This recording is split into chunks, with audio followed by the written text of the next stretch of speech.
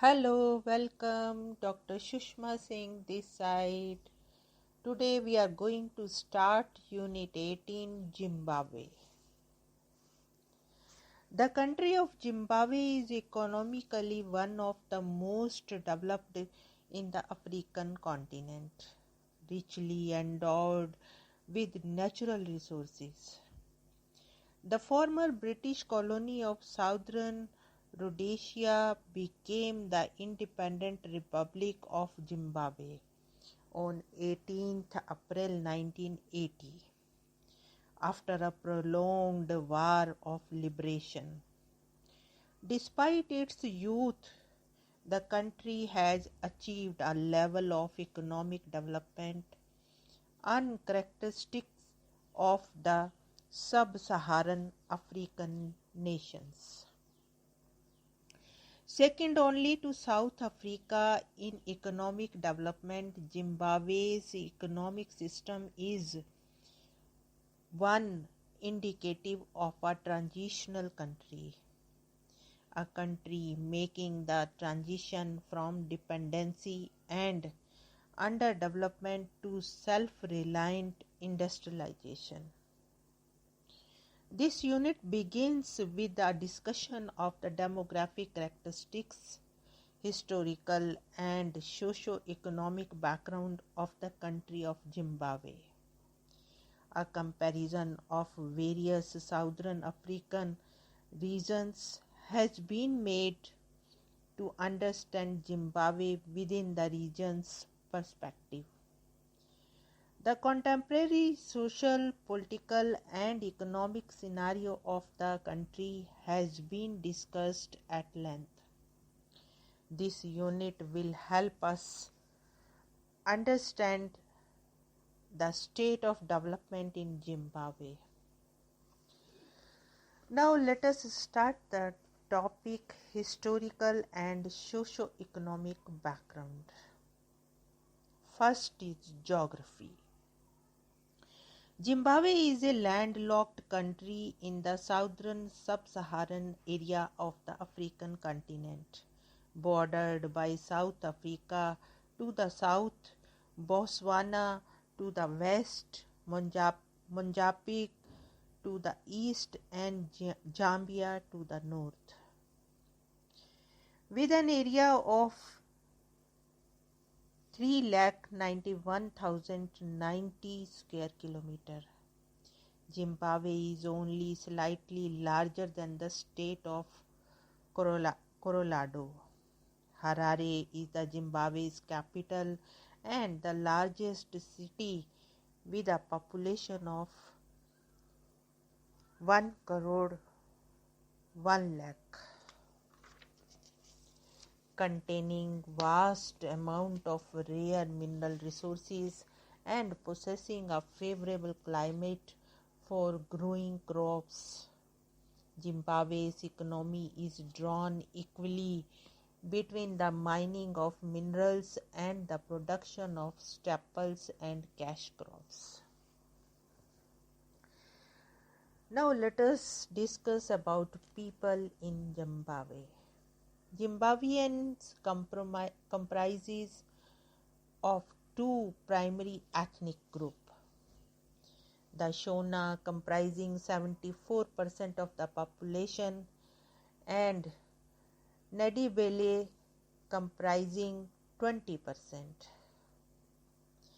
Other ethnic black groups and Asian make 4% of the population, while whites make up just over 1% of the population. The official language of Zimbabwe is English. Other languages include Ndebele, Shindebele, Shona, and numerous tribal dialects. Now let us discuss about the history of Zimbabwe. Zimbabwe's history dates back to the 19th century AD, the period in which many great buildings were built, buildings indicative of an early and great civilization. Of the many sites, the most impressive is the Great Stone House or Great Zimbabwe, the source of the country's name. Despite the impressive nature of the Great Zimbabwe and other building sites, it is believed that the civilization that created them did not survive to see the new millennium. About 900 years after the construction of the Great Zimbabwe, many other sites were built. As Zimbabwe became the object of British colonialism in 1888. It was in this year that the John Sally Rhodes obtained mineral rights for the British throne and began the process of bringing Zimbabwe to Great Britain. Due to his accomplishments, the throne honored Rhodes by lending his name to the area, now calling it Rhodesia. Although a colony throughout the existence of its charter, Rhodesia enjoyed self-governing and perceived autonomy. This allowed for the emergence of factions interested in developing Rhodesia's mineralogical and agricultural potential for the purpose of stimulating domestic growth only. Although growth would benefit the country as a whole, it would benefit whites especially by design. The perceived autonomy and racist nature of Rhodesia would have great implications later in country's political future. Now let us discuss the politics of Zimbabwe. By 1960s, Rhodesia was a country of two factions. The ruling white minority who wanted complete independence from the UK and the indigenous African majority who wanted greater control of their country and an end to institutional racism. With a deteriorating economy and African discontent with the white ruling minority, Rhodesia fell into a period of economic and political turmoil, breeding uncertainty and general political instability.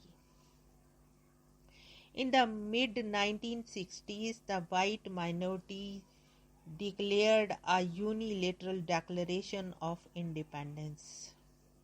The idea was to be free from pressure from UK.